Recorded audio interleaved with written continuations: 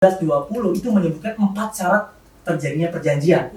Syarat pertama itu sepakat. Nah, para pihak itu harus sepakat dulu dengan apa yang diperjanjikan. Yang kedua itu cakap.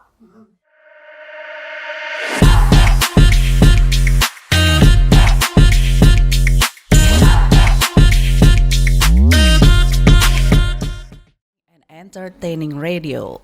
Selamat siang Clickers, apa kabar? Kembali kami hadir tim dari Fakultas Hukum Universitas Nurutama Surabaya bekerja sama dengan Klik FM. Selama 1 jam ke depan kita akan membahas satu hal yang berhubungan dengan hukum dan masyarakat. Dan khusus untuk hari ini saya ditemani dosen Genzi.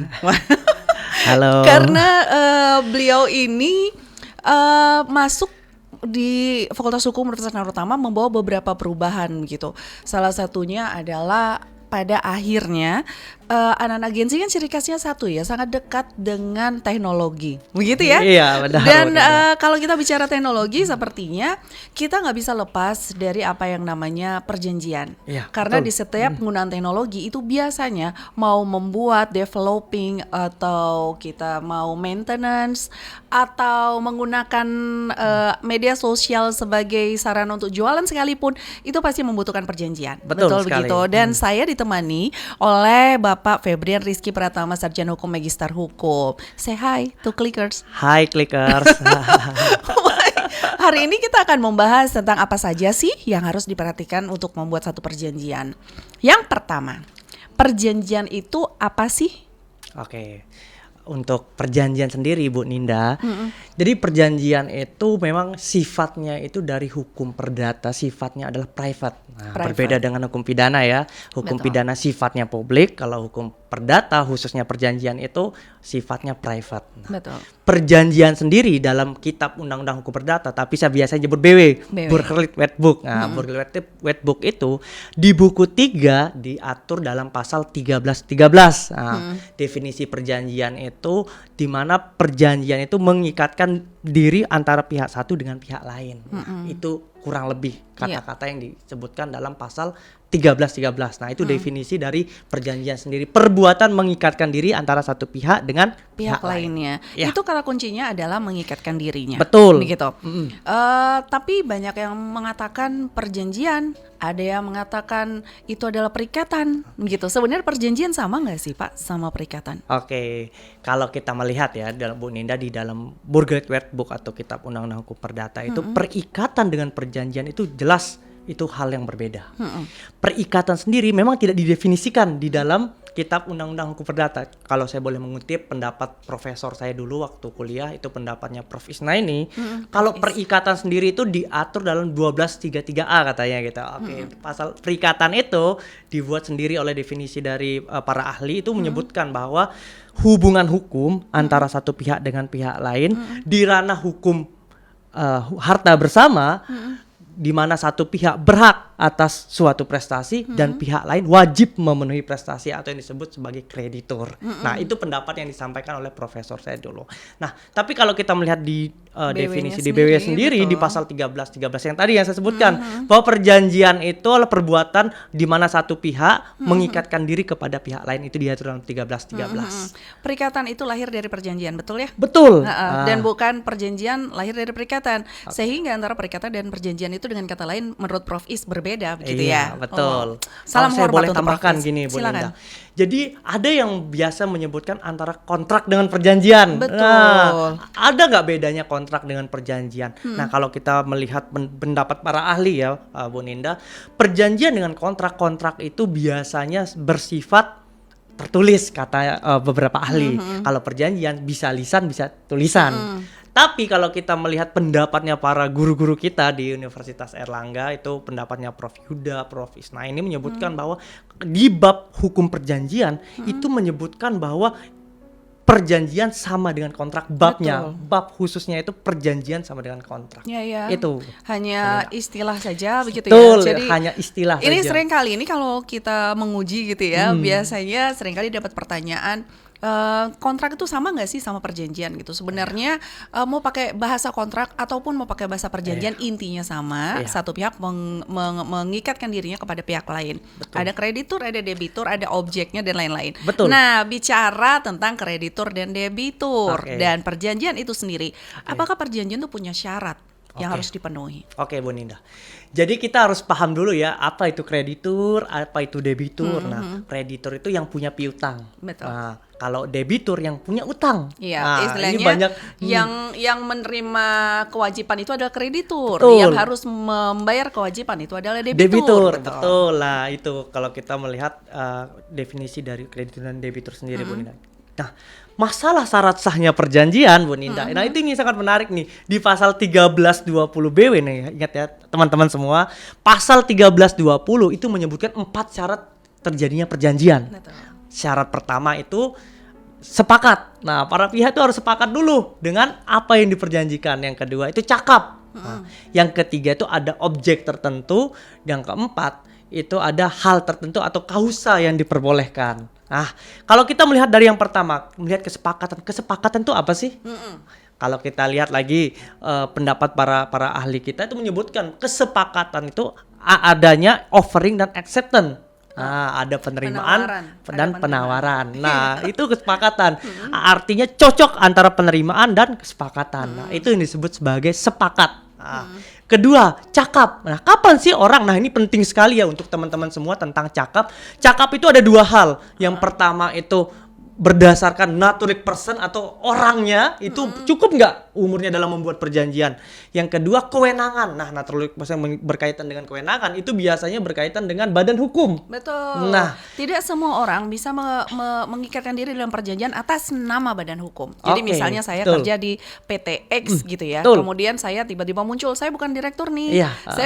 Saya ingin membuat perjanjian atas nama PT X. Nggak bisa kan? Nggak ya? bisa karena sudah jelas di pasal 92 Undang-Undang 40 tahun 2007 tentang PT itu yang berwenang melakukan pengurusan di dalam maupun di luar pengadilan yaitu adalah direksi. Betul. Nah, Kemudian oke. lanjut. Oke, Bu Ninda. Jadi itu ada dua syarat. Nah, kita harus melihat dulu syarat pertama yang menurut orang. Nah, orang itu berapa sih usianya untuk menyebutkan boleh melakukan perjanjian?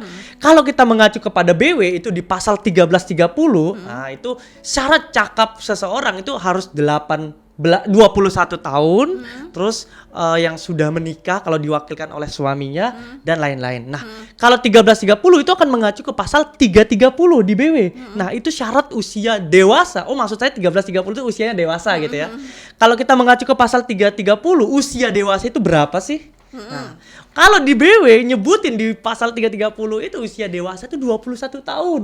Oh ya, Oke, 21 tahun. Nah, tapi ketentuan pasal 330 itu sudah dicabut dengan undang-undang perkawinan. Karena pasal 330 itu berkaitan dengan bab perkawinan. Betul. Sementara seluruh bab yang ada dalam perkawinan dicabut dengan Undang-Undang Nomor 1 Tahun 1974. Betul. Nah, oke, kalau kita melihat Undang-Undang Nomor 1 Tahun 1974 tentang perkawinan. Perkawinan itu berapa sih usia boleh menikah gitu kan? Kalau kita Nih, mengacu pada undang-undang, banyak yang dengerin nih mau menikah nih. Oh, gitu. Iya, Baiklah. ini produsernya gini-gini ya. Sudah. Kalau usia perkawinan Oke. berapa? Usia perkawinan di Undang-Undang Nomor 1 Tahun 1974 itu di pasal 47 junto pasal 50 menyebutkan usia dewasa itu adalah 18 tahun. 18 Nah, makanya kalau kita mengacu kepada BW yang mengacu pada pasal 1330, mengacu kepada 330, itu sebenarnya akan mengacu kepada Undang-Undang Nomor 1 Tahun 1974, yaitu di pasal 47 junto pasal 50, yaitu 18 tahun. Nah, kita sudah pasti orang yang boleh membuat perjanjian usianya minimal 18 tahun. Oke. Nah, ini ada namanya juga di dalam perjanjian ada syarat subjektif dan syarat objektif. Sepakat dengan Perjanjian itu. sepakat dengan maksud saya usia dewasa itu atau kecakapan itu berkaitan dengan syarat subjektif. Nah, apa ini maksud syarat subjektif? Ini Oke. juga banyak pertanyaan ini. Oke, kalau Syarat kita subjektif itu melihat pasal 1320 syarat ada 4 syarat. Syarat 1 2 itu biasanya syarat subjektif. Dinamakan syarat subjektif. Syarat Betul. subjektif. Yang 34 itu syarat objektif. 34 tadi objek yang Objek, kausa yang diperbolehkan. diperjanjikan dan kausa yang diperbolehkan. Oke. Ah, itu yang Satu, disebut dua sebagai syarat adalah objektif. syarat syarat subjektif, yaitu kesepakatan dan kecakapan. Betul. Gitu. Ya kenapa disebut syarat subjektif? Oke, syarat subjektif, apa artinya syarat subjektif? Syarat subjektif itu artinya perjanjian itu konsekuensinya dapat dibatalkan. Walaupun dilanggar, terus tidak ada yang memprotes atau tidak ada yang mempermasalahkan, itu boleh-boleh sah-sah saja. Contohnya apa? Misalnya anak kecil beli permen di pedagang, itu boleh kalau tidak ada yang mempermasalahkan. Betul. Jadi begini, Clickers, syarat kecakapan tadi sudah disampaikan, itu adalah umur berapa? 18 tahun. Undang-undang perkawinan yang baru, yang revisi itu mensyaratkan 19 tahun gitu. Ya, Let's betul. say 19 tahun gitu Ya. ya. Tapi kan tidak menutup kemungkinan anak-anak kecil itu melakukan jual beli gitu ya, Iya. seperti beli permen tadi Iya, kan. benar. Itu sebenarnya masuk dalam ranah BW, dalam ranah hukum perjanjian begitu Betul. ya. Tapi selama masing-masing pihak tidak mempermasalahkan, maka tetap akan sah gitu, tetap akan jalan perjanjiannya, jual belinya begitu kan ya. betul. Karena itulah dinamakan syarat subjektif. Tadi ada Pak Rian tadi mengatakan kalau syarat subjektif itu sifatnya adalah dapat dibatalkan kalau dilanggar gitu. Kalau dilanggar, betul. Apa artinya? Yaitu masing-masing pihak ini diberi opsi untuk membatalkan atau meneruskan Iya, gitu ya. betul. Oke, menarik. Kemudian yang berikutnya syarat 3 dan Oke, 4. syarat- Jelaskan dulu syarat 3. Oke, syarat 3 itu objek tertentu. Yes. Itu objeknya harus ada objeknya kalau perjanjian itu, entah objeknya itu adalah benda, barang atau jasa. Nah, itu biasanya yang disebut sebagai objek tertentu, harus ada objeknya. Nah, syarat keempat itu kausa yang diperbolehkan. Nah, biasanya kalau di BW sendiri itu kausa yang halal gitu. Kausa yang halal kita ya, bilangnya. tapi kalau saya biasa menggunakan kausa yang diperbolehkan. Tapi kalau kenapa saya pakai yang kausa yang diperbolehkan? Karena kalau kita menggunakan kausa yang halal, takutnya babi itu nggak boleh kita jual beli. Takutnya arahnya ke sana Iya, ya, betul. malah menentukan Berarti agama jual beli babi tertentu. nggak boleh dong gitu, padahal nggak juga. Itu kan terjemahan dari BW yang dari zaman kolonial. Betul. Mungkin secara letter lah artinya adalah halal, Betul. tapi intinya adalah diperbolehkan. Diperbolehkan Gitu. Artinya maksudnya. apa itu kausa yang diperbolehkan? Kalau kita mengacu kausa yang diperbolehkan, itu akan mengacu ke pasal 1337 BW. Bahwa perjanjian itu tidak boleh melanggar kesusilaan, ketertiban umum, dan undang-undang. Nah, undang-undang di sini harus diterjemahkan lebih luas, yaitu peraturan perundang-undangan, bukan cuma undang-undang aja. Kenapa Gitu. begitu? Kenapa harus ada kata peraturan perundangan instead undang-undang begitu? Oke, kalau kita hanya mengacu tidak boleh melanggar undang-undang, bagaimana undang-undang yang ada di bawah, peraturan perundang-undang yang di bawahnya? Ada peraturan pemerintah, peraturan presiden, ada perda. Gimana kalau peraturan perda itu melarang kalau membuat perjanjian itu bahwa seperti kasusnya ijazah kemarin. Nah, itu kan perda mengatur ya. Nah, Iya. itu membuat perjanjian itu nggak boleh. Nah, makanya peraturan perundang-undang harus dibaca lebih luas lagi. Di Betul. pasal 13.3 itu nggak cuma undang-undang, tapi peraturan perundang-undangan. Artinya kenapa menggunakan peraturan perundangan? Karena lebih luas gitu dari Betul. undang-undang itu sendiri. Hierarki Betul. peraturan perundangan kita punya undang-undang dasar, undang-undang, dan peraturan-peraturan di bawahnya begitu ya. Betul. Oke, kemudian kalau seandainya nih ada orang yang dia melakukan jual beli, kemudian jual belinya itu di atas tanah milik orang lain, kan sekarang lagi banyak begitu Iya, ya. betul. Itu maka bagaimana menurut BW? Tetap Oke. sah nggak? Oke. Uang sudah dikasih, sertifikat, walaupun sertifikat punya orang lain ya, sudah diberikan gitu. Oke, Bu Ninda. Jadi sebelum saya akan menjelaskan pertanyaan Bu Ninda, saya lupa menjelaskan adalah syarat 3-4 ini dulu. Oh, iya, Konsekuensinya iya, iya. apa Oke. gitu. Jadi, Menarik, itu menyenangkannya ngobrol sama dosen Gen Z Clickers. Oke, silakan. baik, kalau di 1320 di angka 3 dan 4 itu konsekuensinya batal demi hukum. Nah, Oh iya. batal demi hukum itu apa sih artinya? Kalau kita melihat batal demi hukum itu akan mengacu ke pasal 1265. 1265 maksud saya. 1265 menentukan bahwa batal demi hukum itu adalah mengembalikan kepada posisi semula perjanjian itu. Artinya dianggap tidak pernah ada perjanjian itu, para pihak harus dikembalikan. Misalnya sudah memberikan uang, ya harus dikembalikan lagi uangnya, That's kewajibannya. it. Nah, itu bukannya putus di tengah jalan ya? Betul, bukan Karena- putus di tengah jalan. Karena banyak yang merasa kalau sudah batal demi hukum itu artinya ya sudah putus. Kalaupun itu tentang kredit ya sudah, alhamdulillah uangnya sudah saya ambil seperti itu loh. Yang di ini kan Pak Mahfud Prof Mahfud waktu judi online, Iya. bukan pinjaman online gitu kan? Kan banyak tuh gerakan provokatif yang negatif ya. Pinjam aja di pinjol ilegal, kemudian nanti tinggal aja karena mereka ilegal kok gitu kan. Oh, iya. Kan melanggar 1320 Iya, gitu. betul. Terus Melanggar Prof 1320. Mahfud mengatakan, "Weh, nggak gitu aturan mainnya," gitu ya. betul. Batal hukum tuh artinya seperti Pak Rian tadi katakan, Dikembalikan ke posisi semula. jadi dikembalikan uangnya. Harus gitu. dikembalikan. Itu udah ada Oh. ketentuannya di pasal 1265. Oh ya, oke. Kemudian, Oke, untuk menjawab pertanyaan Bu Ninda yang berkaitan dengan, ini tanahnya orang terus mau dibeli gitu ya.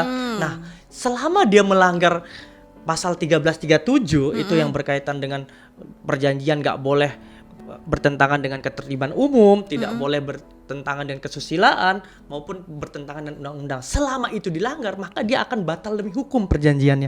Tidak pernah ada perjanjian itu, maka akan dikembalikan kepada posisi semula. berarti kalau saya beli, jadi gini, seringkali kan begini Pak Rian, saya punya utang, kebalik dong. Ada orang punya utang sama saya. Ya, Saya piutang berarti Bu Ninda punya piutang. Iya, saya punya Oke. piutang. Sertifikatnya saya pegang dong, Iya. ya kan? Karena sampai batas waktu yang ditentukan dia tidak melakukan pembayaran. Saya berpikir saya berhak atas sertifikat ini, gitu ya. Saya jual ke Pak Rian, Oke. pakai sertifikat orang ini, gitu. Iya. Maka artinya sah tidak? Oke. Jual beli saya. Jadi itu ada jual beli kami. Iya, kita.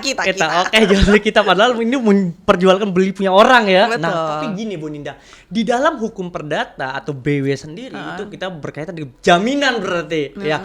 Jaminan itu harus ada utang piutang dulu antara para Betul. pihak. Artinya Bu Ninda membuat utang piutang dengan para pihak dengan menjaminkan tanah. Nah, begitu. Nah, sementara kalau kita lihat di peraturan atau hukum jaminan kita tidak boleh memiliki jaminan itu. Kita harus menguasainya aja, tapi tidak boleh memiliki. Artinya kalau Bu Ninda menjual belikan tanah jaminan orang, itu sangat tidak boleh. Itu dilarang di dalam hukum jaminan kita. Hukum jaminan kita ada 4 ya. Pertama itu gadai, ada hipotek, ada resi gudang, ada fidusia sama hak tanggungan 5 ya. Iya, Ternyata, ada 5 Pak. hak Iya. tanggungannya. Betul. Berarti ini menjawab pertanyaan selama ini kan orang-orang kalau mau pinjam uang, ini bawa sertifikat rumah saya. Iya. Ya kan? Iya. Silakan bawa sertifikat rumah saya. Terlihat meyakinkan. Iya. Padahal it means nothing ya. Iya, betul. Ya kan, toh kita nggak bisa ngapa-ngapain, kita cuma pegang saja gitu kan. Betul. Oke. Itu cuma menguasai aja, bukan memiliki artinya. Iya, kita hanya menguasai sertifikatnya, tapi kita tidak berhak untuk melakukan apapun terhadap sertifikat tersebut, begitu ya. Betul. Bu Ninda. Oke. Ngobrol sama Pak Rian, saya jadi ketularan nih ngomongnya cepet ini. Oke, berikutnya. Pernah sering kali kita mendengar istilah one prestasi. Oke. Nah, itu menarik. Boleh dijelaskan dulu apa sih one prestasi itu? Oke, jadi kalau kita lihat BW sendiri itu mengatur tentang one prestasi ya. One prestasi itu filosofisnya, kalau one itu dalam bahasa Belanda itu buruk. Oh, oke. Prestasi itu artinya kewajiban, bukan prestasi juara 1, 2, 3 ya Bu Ninda, tapi kewajiban. Nah, one prestasi itu kewajiban yang buruk. Nah, itu arti dari one prestasi sendiri kalau kita menggunakan bahasa Belanda. Nah, one prestasi itu berkaitan ada 4 syarat adanya one prestasi. Pertama, tidak melaksanakan kewajibannya. Nah, kalau kita buat perjanjian misalnya datang jam 8, datangnya jam 9. Nah, itu tidak melaksanakan kewajiban itu ya. Hari datangnya jam 8. Yang kedua, atau dia tidak datang gitu ya. Misalnya kita janji jam 8, dia nggak datang jam 8. Nah, itu one prestasi.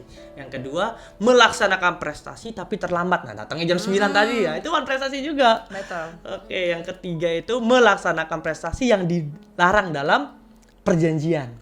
Nah, Jadi misalnya seperti tenaga kerja begitu ya. Perjanjian tenaga kerja tidak boleh membocorkan rahasia perusahaan. Ternyata dia cerita tentang rahasia perusahaan. Nah gitu. itu betul itu masuk one termasuk prestasi. one prestasi.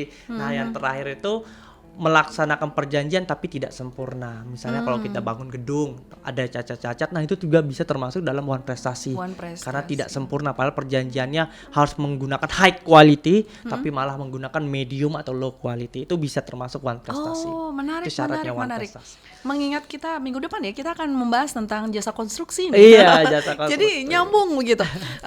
Tentang spesifikasi bahan bangunan itu juga bisa masuk ranah one prestasi ya. Betul, ketika bisa. tidak sesuai. Oke. Itu pentingnya, clickers, kita membuat perjanjian sangat detail. Itu juga sebabnya kenapa lebih baik membuat perjanjian kalau nggak yakin, itu tanyakan ke orang hukum. Ini sudah atau belum gitu. Karena perjanjian itu bukan hanya tentang pihak pertama, pihak kedua. Betul. Kemudian apa yang harus dilakukan, selesai. Enggak, tapi ada juga hal-hal detail yang harus dibahas, ditulis dalam perjanjian, ya nggak sih? Betul. Betul. Tapi perjanjian lisan itu sah nggak, Oke. Marian? Jadi memang betul di dalam BW kita di Kitab Undang-Undang Hukum Perdata, perjanjian itu tidak mesti harus tertulis, tapi bisa juga lisan. Kenapa sih tapi orang membutuhkan tulisan? Karena bila terjadi sesuatu, pembuktiannya itu yang sangat susah kalau lisan. Betul. Harus membutuhkan saksi. Tapi kalau perjanjiannya ditulis itu ada bukti formilnya. Loh ini loh perjanjiannya, loh ini surat-suratnya. Nah, makanya kalau kita baca 1866 itu berkaitan dengan alat bukti dalam hukum perdata, itu surat itu jadi nomor 1. Nah, karena dia pembuktiannya formil. Yes. Ini loh ada suratnya. Berbeda dengan hukum pidana. Hukum pidana kalau kita baca pasal 184 ya Bu Ninda ya, ayat 1 itu yang pertama itu Kuhap keterangan ya. saksi, bukan surat. Betul. Kenapa? Karena dia mencari kebenaran material. Kalau formil mencari kebenaran formil. Kalau BW sendiri. kalau perdata Iya, gitu. kalau perdata. Dengan kata lain kalau kita bicara tentang one prestasi, clickers, one prestasi itu kalau selama ini kita tahunya tidak melakukan kewajibannya, ternyata enggak, ada beberapa jenisnya kalau ada kita jenisnya. rangkum dari apa yang disampaikan Pak Rian, yaitu dia melakukan kewajiban tapi nggak benar. Betul. Gitu ya. Iya, tidak Misalnya kita pesan makan masakan Jawa yang Betul. datang masakan India Iya, misalnya, itu betul. dia melakukan kewajibannya tapi nggak benar. Iya, tapi nggak benar. Yang betul. kedua dia melakukan kewajibannya tetap dia lakukan tapi terlambat. Tapi terlambat. Janji datang jam 8 ternyata jam 9 Iya, gitu ya. betul. Catering misalnya. Iya. Catering itu harus jelas jam berapa dia datang. betul. Gitu ya. Janji datang jam 8 ternyata cateringnya datang jam 9. Iya. Acaranya sendiri udah dimulai jam 8. Itu Iya, masuk kasihan one orang yang makan prestasi ya. gitu. Atau yang ketiga tadi yang disampaikan Pak Rian, dia melakukan kewajiban yang harusnya tidak boleh dia lakukan. Begitu kan Pak Rian Betul, ya? betul. Atau yang keempat tadi apa Pak Rian? Tidak melaksanakan Oh ya, kewajibannya. hanya melakukan kewajiban tapi separuh nggak kelar gitu Iya. ya. Itu juga masuk dalam one prestasi. prestasi, betul. Oke. Bagi clickers, apabila ada yang hendak ditanyakan silakan hubungi nomor telepon di 0822 9797 1005. Kita masih akan membahas tentang perjanjian dalam perspektif hukum perikatan. Kami akan segera kembali. Masih dari Oma Kurasi, Jalan Selamat nomor 31 Surabaya, 100,5 Klik FM, Educating and Entertaining Radio. Saya masih bersama Bapak Febrian Rizky Pratama yang masih membahas tentang hukum perikatan, Ya, gitu ya. Kita terakhir bicara tentang one prestasi, tapi ternyata ada yang bertanya nih, masih berhubungan dengan perjanjian tidak tertulis. Kalau ada one prestasi yang menggunakan perjanjian tidak tertulis, apakah salah satu pihak yang dirugikan berhak memberikan sanksi hukum sesukanya karena nggak tertulis ya? Iya, jadi Oke, silakan. boleh apa aja gitu. Heeh. Oke, kalau kita lihat itu di dalam Kitab Undang-Undang Hukum Perdata atau BW, jadi kan sudah kita sebutkan tadi ya, kita jelasin bahwa perjanjian itu bisa tertulis maupun tidak tertulis. Betul. Nah, pembuktian untuk perjanjian yang tidak tertulis memang susah, atau secara lisan susah. Bagaimana cara membuktikannya? Ya memang harus ada saksi, dua orang Betul. saksi, minimal 2 orang saksi, harus ada yang melihatnya ya, untuk membuktikan bahwa benar nih para pihak ini membuat perjanjian. Nah, kalau ditanya masalah bagaimana, boleh nggak kita kasih punishment sesuka kita? Nah, di dalam hukum perjanjian itu juga mengatur ada kerugian-kerugian yang timbul dari one prestasi. Pertama itu ada kerugian material, kedua kerugian immaterial. Kerugian material itu berkaitan dengan waktu perjanjian itu berapa sih uang yang diberikan, Betul. berapa sih utang piutang yang diberikan.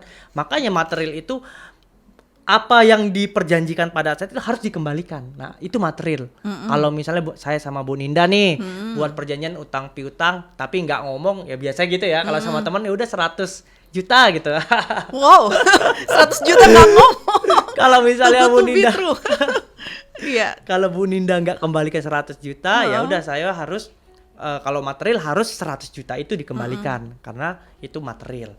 Kalau yang immaterial, nah ini menarik ya. Kalau immaterial itu baru tuh, itu banyak kerugian yang timbul dan tapi nggak semua bisa dipakai dalam immaterial. Misalnya kalau contohnya karena dia tidak dikembalikan uangnya, dia usahanya jadi turun, omset yang harus dia diterima 100 juta tapi hanya menerima 10 juta, jadi imaterialnya 90 juta. Itu bisa juga. Ada juga yang bisa secara psikologi, kalau saya terjadi stres akhirnya saya nggak bisa bekerja, itu menimbulkan kerugian buat saya. Nah itu juga bisa digugat secara imaterial, itu kerugian yang semuanya bisa dipakai, cuman ya itu harus ada Bukti ya. ranah hukum dan bukti. Harus Gitu. ada buktinya. Jadi misalnya bisa dong, kita ini perjanjian nih Iya.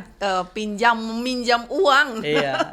Itu 100 juta. Iya. Terus saya gugat imaterialnya itu sampai dengan 500 juta. Itu boleh nggak? Oke, kalau kita melihat gugatan kepada ke para pihak melalui pengadilan, itu hak menggugat, itu hak para pihak. Maupun tulis 1 miliar, mau tulis 2 miliar, mau tulis 5 miliar, itu boleh-boleh saja, itu hak. Nah, tapi nanti akan dinilai oleh majelis hakim, ini relevan nggak kalau mintanya 5 miliar tapi sebenarnya kerugian yang harus dikembalikan itu 100 juta. Nah, itu nanti termasuk ke dalam penilaian majelis hakim. Nah, kalau kita kan punya hak berapapun tuh boleh-boleh aja. Itu hak yang menilai nanti majelis hakim. Ya, jadi kesimpulannya memang seringkali kita lihat nih di layar kaca begitu selebriti saling menggugat. Mungkin harga bendanya itu hanya 300 juta, 500 juta, tapi gugatannya ganti ruginya bisa minta sampai 3 miliar, ada yang 5 miliar begitu. Itu dilihat boleh ya, hak siapapun untuk meminta ganti rugi berapapun, tapi nanti hakim yang akan memutuskan gitu ya. Betul, nanti sesuai hakim yang dengan menilai. pertimbangan dan penilaian majelis hakim. Oke.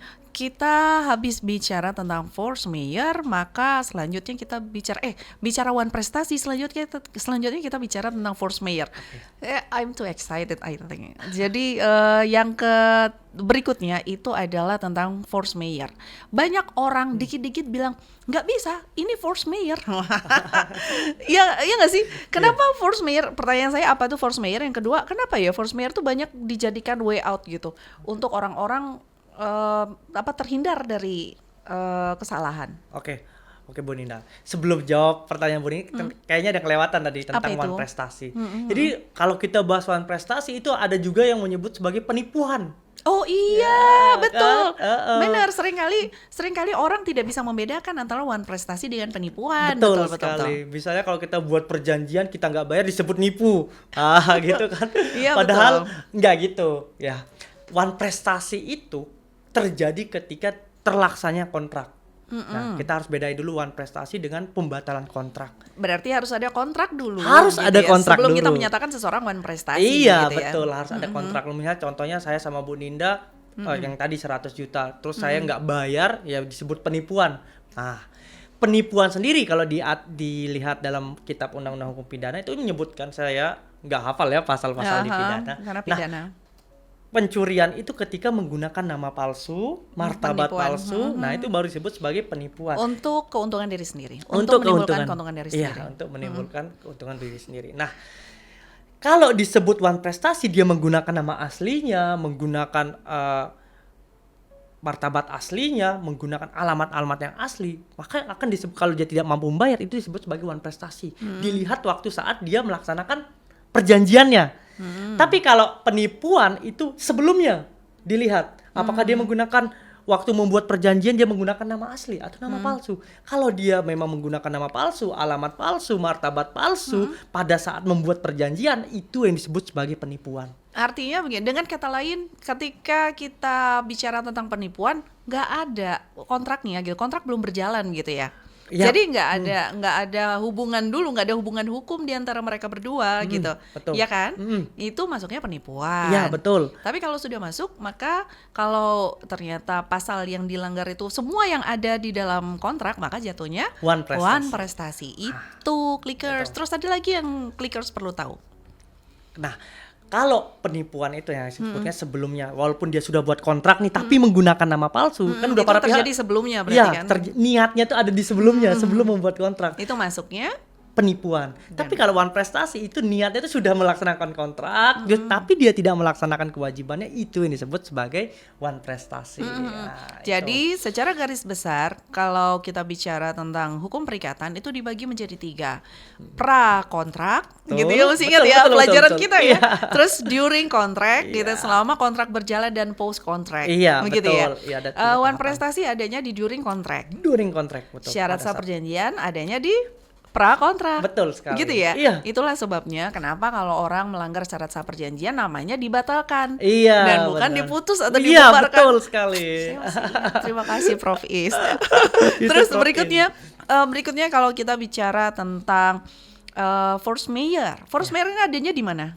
Force majeure itu ada pada saat pelaksanaan kontrak. Berarti during kontrak ya? During kontrak, Oke. betul. Nah, kalau kita lihat force majeure itu kan keadaan memaksa gitu, keadaan tertentu yang kita tidak melaksanakan kontrak. Nah, tapi kalau orang yang tidak melaksanakan kontrak terus karena berargumen bahwa oh ini force majeure gitu, dia Betul. nggak mau ngelaksanakan kontrak karena ada force majeure.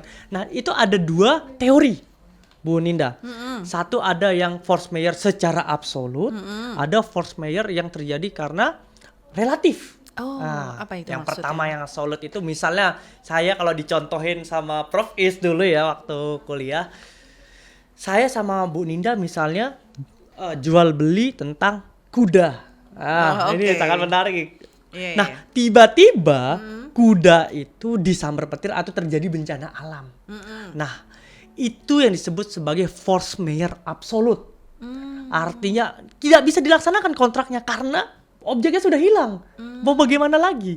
Nah, itu yang bisa berargumen bahwa oh ini saya tidak melaksanakan kontrak karena ada force majeure, karena ada bencana alam. Itu yang tidak- disebut sebagai yang tidak bisa terbantahkan. betul, yang tidak bisa terbantahkan. Itu yang absolut. Yang kedua ada force majeure secara relatif. Contohnya apa? Misalnya saya buat utang piutang sama Bu Ninda. Nah, terjadi COVID.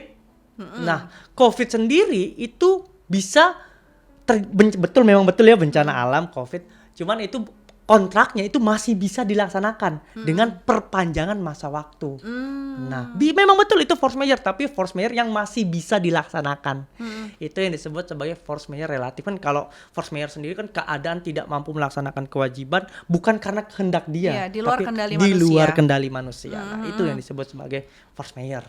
Kemudian kepada yang relatif, apakah kemudian apabila orang yang kemudian tidak melakukan kewajibannya, itu masih bisa berlindung di balik kata force majeure?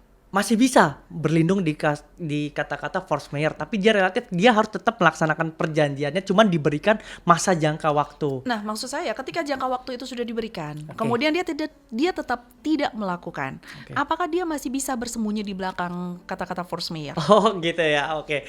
Kalau kita melihat lagi ya force majeure relatif itu nanti kalau dia nggak bisa membayar ya sudah, berarti kalau sudah disepakati waktunya misalnya 3 bulan dikasih jangka waktu untuk membayar tapi tidak melaksanakan pembayarannya, ya udah berarti dia disebut sebagai one prestasi. Oh, berubah dari Force majeure. potensi force majeure Iya, menjadi poten- one prestasi. Betul. Oh. Relatif itu masih bisa berubah. Objeknya itu masih ada, cuman belum bisa dibayar aja pada saat itu karena ada force majeure tadi, bencana alam, contohnya COVID. COVID itu banyak banget orang yang tidak bayar utang, tidak bisa bayar utang ke bank, ke siapapun. Betul itu force majeure, tapi sifatnya itu relatif, masih bisa dilaksanakan kontraknya. Nah, itu dia emang sedikit di tengah-tengah gitu antara force majeure dan one prestasi. Betul, itulah sebabnya kenapa pada saat pemerintah dulu mengatakan bahwa bank harus harus memberikan keringanan Betul. bagi korban Iya, gitu ya. benar. Itu semua debitur kemudian menyatakan bahwa saya berarti bebas dari pembayaran gitu. Kemudian pemerintah mengeluarkan, maksudnya itu hanya restrukturisasi Betul. gitu.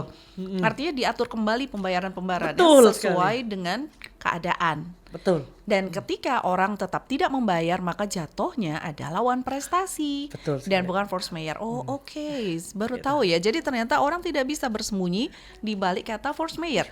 Nah, pertanyaan berikutnya. Kenapa sih banyak orang yang memilih menggunakan saya nggak bisa melakukan karena force majeure gitu sebagai way out untuk tidak digugat? Oke. Karena memang force majeure itu kan perlindungan dari orang yang tidak mampu membayar. Tapi orang yang tidak melaksanakan kewajibannya atau tidak mampu membayar harus dilihat dulu apakah dari kehendak dia atau kehendak di luar kehendak dia. Kalau dari kehendak dia sendiri tidak mampu bayar, jelas itu wan prestasi. Kalau di luar kehendak dia, ya contohnya bencana alam, terjadinya bencana alam atau terjadinya COVID kemarin, ya jelas itu yang disebut sebagai force majeure. Tapi dilihat lagi, force majeure ada dua kan, tadi absolute dan relatif gitu. Kalau objeknya nggak bisa, misalnya kita membuat perjanjian ya, contohnya kuda tadi mati, ya bang bagaimana? Perjanjiannya, objeknya udah nggak ada. Makanya itu disebut sebagai force majeure absolute. Udah Dan hilang artinya objek. tidak bisa digugat. Nah itu makanya kalau mau digugat dia akan membela bahwa oh ini terjadi force majeure, bukan karena kesalahan saya tapi kehendak dari luar. Kudanya sudah saya siapkan, tiba-tiba kena petir Iya, gitu ya. betul. Nggak bisa kemudian orangnya digugat wan prestasi gitu. Hak Karena itu terjadi force boleh melakukan gugatan, tapi kan ada namanya pembelaan nanti, ada Oh, namanya eksepsi. iya. Loh, saya sudah melaksanakan perjanjian saya, cuman memang bukan di luar kehendak saya karena adanya bencana alam itu. Nah, itu dia akan membela seperti itu. Kalau hak menggugat tuh boleh siapapun, apapun alasannya, mau dia nebis and idem, mau dia prematur, itu hak seseorang untuk menggugat, itu tidak boleh ditolak, harus diperiksa semuanya. Tapi nanti ada proses eksepsi, pembelaan, Betul. dan pembuktian. Nah, itu. Baik. Terus kemudian kalau kita bicara tentang force majeure, pernah dengar istilah apa ini, orang yang melakukan force majeure tapi bukan karena bukan karena bencana alam nggak? Misalnya begini. Ada catering nih ya. Ini saya suka kasih contoh ini ke mahasiswa ya. Jadi ada ngomongnya jangan sambil muter-muter gitu dong, pusing liatnya. Jadi suruh tenang nih. Oh, cara tentang ya. Kalian harus menghadap Bu Ninda ya. Maklum ya. Kami ini pecicilan kalau di kampus. Baik, jadi misalnya begini. Banyak orang yang mengartikan force majeure itu kan keadaan yang di luar kendali manusia. Betul. Sehingga artinya apa? Bencana alam. COVID itu kan benar-benar bencana alam gitu ya. Betul. Tapi bisa nggak kemudian misalnya catering sudah janji akan mengirimkan makanannya misalnya jam 8. Iya. Tapi ternyata ada demo buruh. Iya. Ya kan May Day. Iya. Tanggal 1 Mei gitu. Nah, kemudian dia kena macet tuh di mana-mana sehingga dia tidak bisa menyerahkan jam 8. Ya, setengah 9 lah. Kalau dalam kasus begitu itu masuknya force majeure atau wan prestasi? Oke. Nah, kalau kita lihat definisi dari force majeure dulu ya, Bu, itu memang di luar kehendak para pihak. Di luar kehendak itu ya, yang saya contohkan bencana alam itu ya memang itu yang paling Absolut lah. Ya, absolut lah. Nah, yang bisa juga yang penting itu di luar kehendak para pihak. Itu boleh aja mengargumentasikan bahwa ini terjadinya force majeure. Itu boleh. Misalnya kalau demo, itu kan bukan kehendak dia. Ya jelas itu di luar kehendak dia terjadi demo atau kemacetan dan lain hal. Tapi nah itu Bu Ninda harus dilihat dulu sebenarnya membuat perjanjian itu harus hati-hati ya. Kenapa enggak di jam-jam sebelumnya?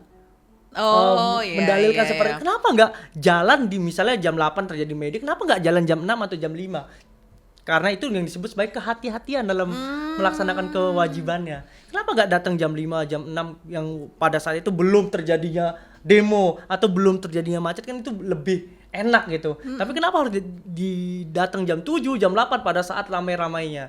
Nah, Itu bisa aja didalilkan seperti itu untuk pembelaannya Bu Ninda. Itu bukan force majeure, kenapa nggak datang jam 6 gitu. Iya betul. Jadi artinya bahwa masing-masing pihak ini ketika menyatakan force majeure, dia harus buktikan bahwa benar-benar dia tidak bisa melakukan apapun gitu ya. Iya. Selama dia masih punya kayak tadi tuh ya, berangkat harusnya jadi jam 6, jangan mepet-mepet. Dia selama dia masih punya hal yang bisa dia lakukan untuk melaksanakan prestasinya, maka tidak bisa dianggap force majeure. Betul sekali Bu Ninda. Oh, oke. Saya nggak akan baca sales aku approve. Baik, yang berikutnya. Kalau kita bicara tentang perjanjian itu kan katanya siapapun boleh membuat perjanjian tentang apapun, Betul. gitu kan ya, kapanpun, Betul. dan sampai kapanpun Iya, gitu, sampai betul. batas waktu apapun gitu ya, dengan sanksi yang ditentukan juga. Berarti kan perjanjian atau perikatan itu sifatnya terbuka, Betul. gitu ya. Apa yang menjadi batas, asas-asas apa yang tidak boleh dilanggar dalam sebuah perjanjian? Kalau kita membuat perjanjian ada di pasal 1320 pertama memang betul syaratnya kan harus tahu dulu syarat buat perjanjian. Kedua akan mengacu kepada asas-asas. Betul. Asas adalah sesuatu yang tidak selalu tertulis tapi dia tidak boleh dilanggar. Begitu. Betul sekali. Nah, asas kalau dalam hukum perjanjian itu sebenarnya ada banyak ya, tapi saya akan sampaikan beberapa hal aja. Yang pertama itu akan mengacu kepada asas konsensualisme. Konsensualisme apa itu? Asas konsensualisme itu artinya para pihak harus sepakat dulu adanya Iya. perjanjian. Kalau dia nggak sepakat ya nggak akan timbul perjanjian itu. Nah itu disebut di pasal 1320 angka 1 sepakat. Nah Sepakat. itu asas pertama harus Para ada pihak kesepakatan. yang mengikatkan dirinya. Begitu Betul. kata-katanya. Oke, terus Yang kedua itu ada asas privacy of contract. privity Nah, of contract. Privacy of contract itu para pihak itu ada diatur di pasal 1315, junto pasal 1340. Nah, yang disebut pasal 1315 artinya para pihak tidak boleh membuat perjanjian selain untuk dirinya sendiri. Itu secara umum tapi. Nah, itu pasal 1315. Jadi artinya kalau seandainya saya utang sama Pak Rian, maka tidak boleh saya minta Mr. X untuk membayar utang saya, ya kan? Iya. Karena dia tidak ada di kontrak begitu ya. Betul, Kecuali betul. sudah diatur dalam kontrak. Iya betul, Gitu, oke. itu secara umum. Tapi yang disampaikan Bu Ninda juga masih ada pengaturannya. Oh ya, Itu oke, Iya, silakan. itu di pasal 1444 itu tentang subrogasi namanya. Subrogasi. Saya pernah dengar. Nah, Ya. itu. Oke, Kecuali tapi- itu Iya, subrogasi kecuali kan itu. juga ada perjanjiannya juga Betul, kan. heeh. Betul. Nah, Terus itu yang makanya di kata-kata 1315 secara umum gitu. Secara umum, Nggak ya. boleh dilakukan oleh pihak lain. Nah, kalau Ya. 1340 itu juga privacy of contract bahwa perjanjian hanya dibuat kepada para pihak yang membuat. Nah, itu yang kedua tentang privacy of contract.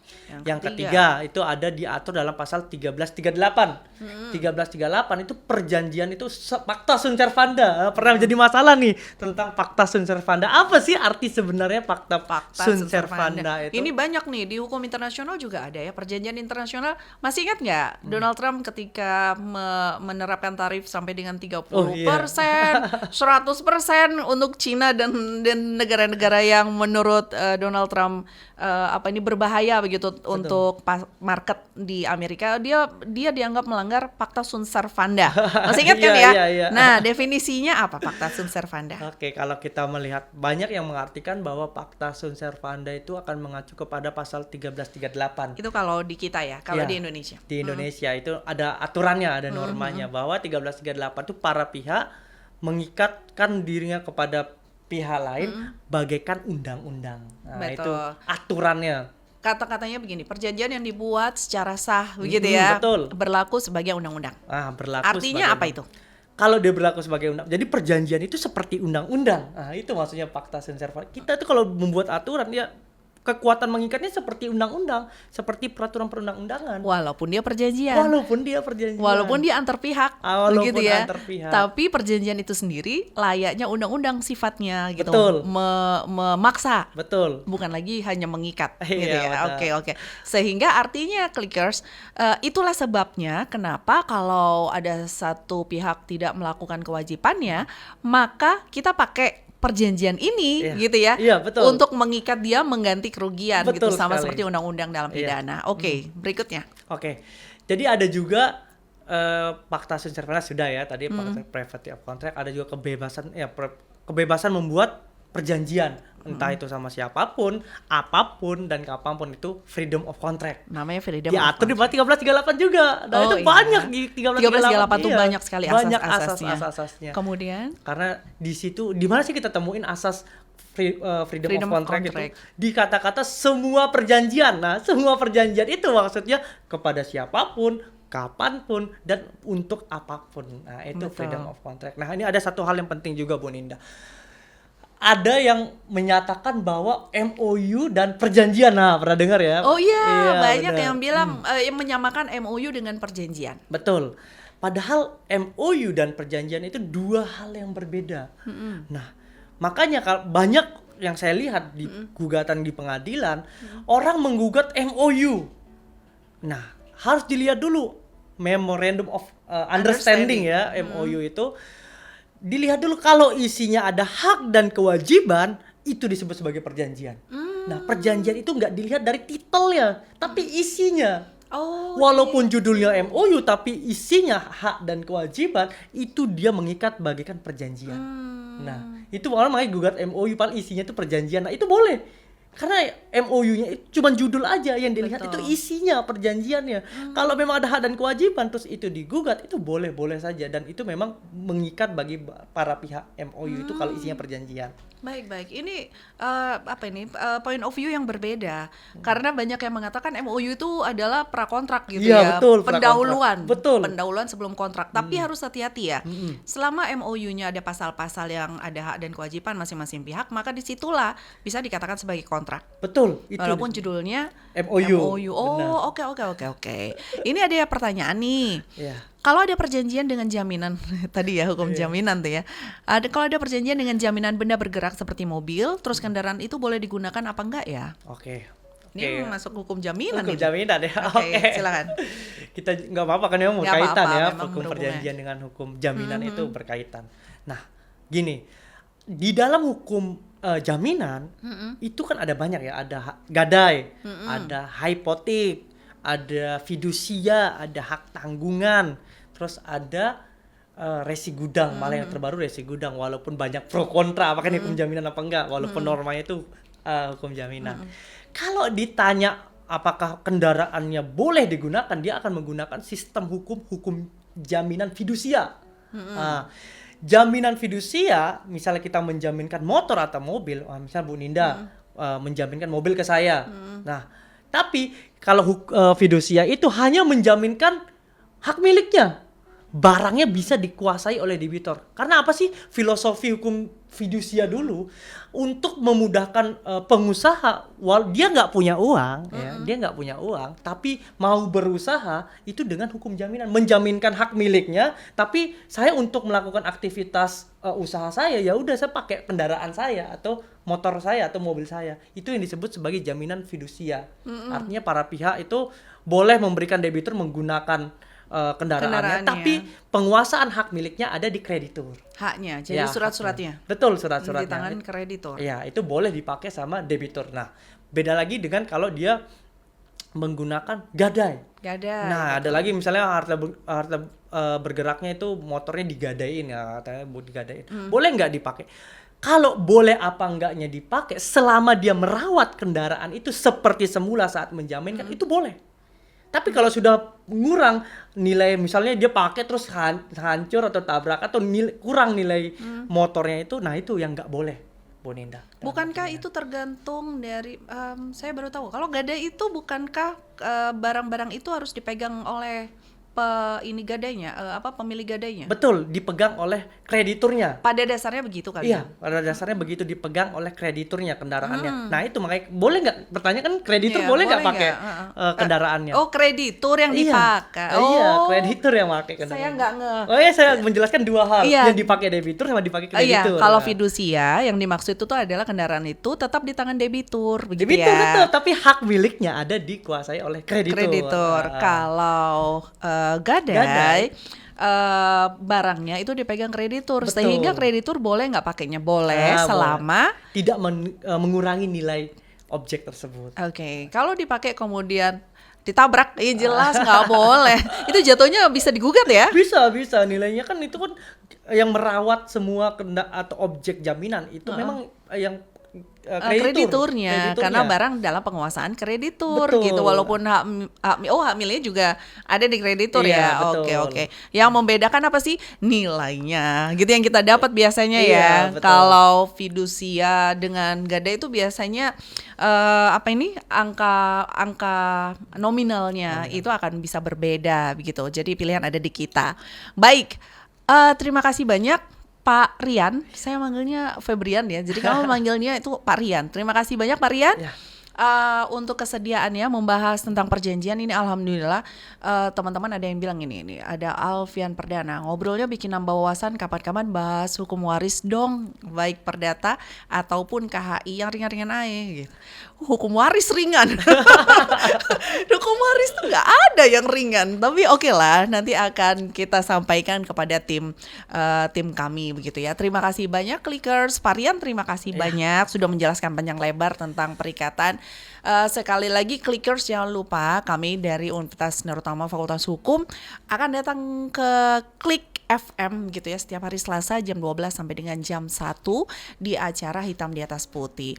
Kalau ada yang mau ditanyakan, email bisa buka website kami di mana FH? fh.narutama.ac.id. Iya, oke. Karena beliau ini yang mengelola ya, Iya, yang mengelola mengelola website, dan kalau ada yang mau ditanyakan juga bisa di sana ya. Bisa langsung di sana. Kalau YouTube kita? YouTube kita juga ada itu di fh.narutama, ada juga TikTok kita Oh, itu kita juga punya hukum TikTok unar. ya. Saat ini kita ada di TikToknya Klik FMSB. Kalau kita TikToknya apa? hukum_unar. Oke. Itu. Baik, Clickers, terima kasih banyak. Sampai ketemu minggu depan ya. Wassalamualaikum warahmatullahi wabarakatuh. Terima kasih. Waalaikumsalam warahmatullahi wabarakatuh.